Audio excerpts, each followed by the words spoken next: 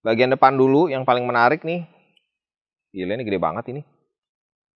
Isinya 6,14 tuh. 6 cm lah ya. Diameter tubular tengah nih 6 cm. Lalu bagaimana dengan yang belakang? Ini 4 cm ada nih harus ini. Tuh bener ya. 4,5 cm.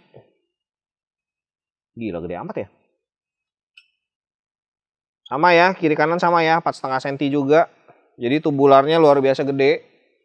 Batang tengah 6, 4,5, 4,5. Lalu cat sudah pasti semuanya ini tembus nih. Di sini bolong.